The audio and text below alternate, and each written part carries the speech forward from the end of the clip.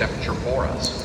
We'll average about 58 degrees all year round, no matter what the temperature is outside. The walls are all painted white in order to help us lighten up the area. White walls reflect the light better, letting us use less lighting to illuminate the underground. We can't tell you every business located in the underground. However, many of their names are on signs outside of the buildings, or you can look at the main sign inside. Look to your left, kids. Salute to my little friends. There they are. If you look to your right behind this van, you'll see it says Christmas room. That's because that's where the lights are stored. 3 million of them at least. Plus we have at least 6,437 extension cords. I should know, I wrapped up half of them myself after the light show was over. All right, you see where those lights are lit up on the ceiling back there? You'll see a glass-fronted building. That's about a football field away. If we walked over there and turned right and went 75 feet, you'd be out entrance 1 and 2. So that's where pillar 1 and 2 is as well. The glass building is our old visitor center and gift shop. Before it was that, the United States Treasury Department rented space from us. Now today, what do we use it for? My boss's office, his boss's office, our PR department's offices, and we turned our small gift shop into a corporate retreat meeting room. So maybe you can have your next corporate meeting underground. This place is just top of the line. We even have a coffee machine that works. All right, to your left, you're gonna see a couple arrows pop up on the wall, and you're gonna see the tip of the lower arrow, you're gonna see a squiggly diggly line, and the tip of that arrow, that squiggly diggly line, is a layer of limestone rock. It's referred to as strata. Now, strata is actually formed at the bottom of ancient oceans when seashells get pulverized over time with the shifting of waves, rocks, sand, pressure. Mother Nature does over 1 million years. They're eventually going to form limestone rock. And all these hunks of limestone I'm pointing out here in my light, every single one of them is 10 times harder than the slab of recycled concrete you're still sitting on for a few more minutes. Then we're going to gravel, okay? Did you ever take a sledgehammer and try to bust up concrete? It's pretty hard. It'd be harder to bust up limestone. Now, above your head, this is a 4 thick foot section of limestone resting on top of the 2 pillars. This is what you can't see. Above that, there's a 6 thick foot section, followed by a 26 thick foot section, followed by about 70 feet of dirt and bedrock. Next thing you know, you're in the old Kmart property. Look, lady, it's a blue light special. Well, you missed it. You know why? Moment of silence. You know what a moment of silence is? Kmart went out of business 2 years ago. There's no more blue light specials. Sorry about that. Now, here's why you're in the safest spot in town. We just went by a building called Underground Storage Vaults. What do they store here? Old University of Louisville medical and dental records for you U of L fans. There's my L, all right? And old Warner Brother movies. So we might have Space Jam with Michael Jordan stored down here. Or maybe the best of Humphrey Bogart or Errol Flynn or Betty Davis. Or Go Ahead, Make My Day, Dirty Harry, all Warner Brother films. We had an earthquake. They come in the next morning, they found a book that fell off a shelf. So limestone doesn't shift much during earthquakes. Now, limestone rock is used in many everyday applications. I'm sure when you got up this morning, did you brush your teeth? Yes, did you brush your teeth? Tram 2, did you brush your teeth? Thank you. The American Dental Association appreciates that, sir. Calcium carbonate's a teeth whitener. They actually get it from limestone rock. It's used in road construction, glass blowing, paint making. Ladies, when you were little, did you play hopscotch? Remember when you chalked up your parents' driveway? That was limestone. Of course, us guys didn't need that chalk. Hey, Dad, you got some drywall? We'll just tear the paper off. We got chalk. We're good. Now, above your head, look at this. What are you looking at, kids? That look familiar to you? I had a kid from Texas said it looked like barbed wire. No, it's lights. We're going to drop this from the ceiling in November. We're going to create a giant light show tunnel. And you're going to come back here and you're going to drive your car straight through the tunnel. You're going to head for the Coca-Cola sign on the wall behind you. See, right over there? You know why it's over there? Things go better with Coke. It's the real thing.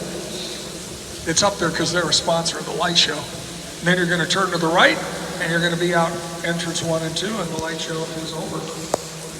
Oh, for my folks down here that said you went to Jim Beam, they use a lot of the water down there in the Bardstown area. It goes through limestone to give her a bourbon's unique flavor and blend.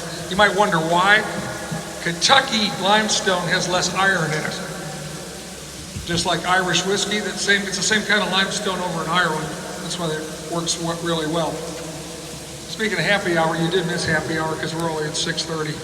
Okay, you ready to go drive in the dark? Yeah. Okay. Now for the little kids, this is not scary. It's called Walt Disney Dark. Yeah. Do you know who Walt Disney was? Yeah. Yeah. And what mouse did Walt Disney invent? Do you remember? Mouse. He invented a famous mouse. Mickey. Yeah. Oh, gee, Pluto, it sure is dark down here. He also invented Donald Duck.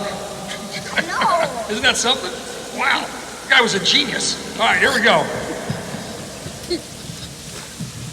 And I'll tell my Cubs fan, guess what? The original voice of Mickey Mouse, it really was Walt Disney. How about that? All right, here we go. Woody's going to talk about the wonderful and beautiful water wall to your left. Every cave or cavern you go into is going to have a problem with water, and we are no exception. Much of the water here comes from the surface moving down through the rock or underground spring water. We control that water supply non-stop 24/7 in our cavern.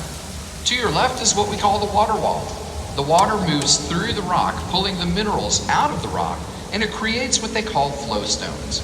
These flow stones you are looking at on this wall are made up of calcium carbonate, argonite, gypsum, and other minerals left behind from the oceans that created the rock in this area.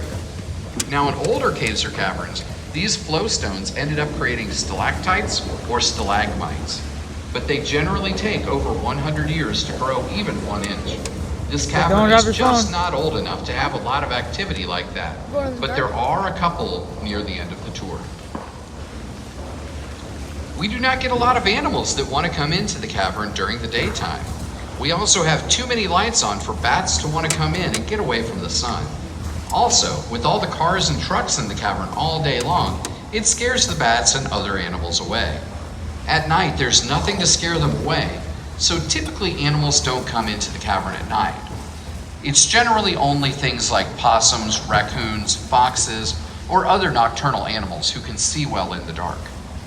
We see their footprints in the dirt or salt areas quite frequently. Most of the animals that come in here in the springtime are squirrels, birds, and geese. All right, to your left is pillar 6. If you go 6 feet past pillar 6, you're going to see an orange-looking thing hanging from the wall there. It's actually a mineral stalactite. It was formed from the water hitting the lip of that pillar. And then what happened was the mineral kept piggybacking the next mineral over time, and it formed what's called a goethite stalactite, because that rust color is a mineral called goethite. So now you've seen it. This mine was mined using a technique called the room and pillar method. That's where they went forward, up, down, blasting out the rock in such a fashion where they would leave a room and pillars behind them as they moved deeper and deeper into the rock. The miners were very good at using the dynamite in just the right way to get a controlled blast of dynamite.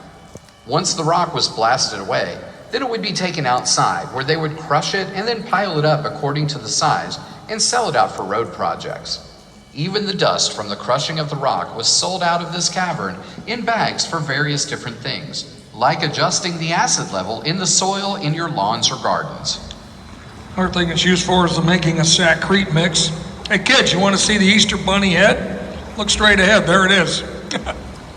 It's 2 limestone rocks piled up against each other, but from a distance it looks like a bunny rabbit head. That's my favorite rabbit there. That's my friend Harvey the rabbit. There you go. Say goodbye to Harvey. There he goes. Our temperature in the cavern does average about 58 degrees all year long, no matter what the temperature is outside. So there is really no winter, spring, summer, or fall in here. We only have a wet season and a dry season.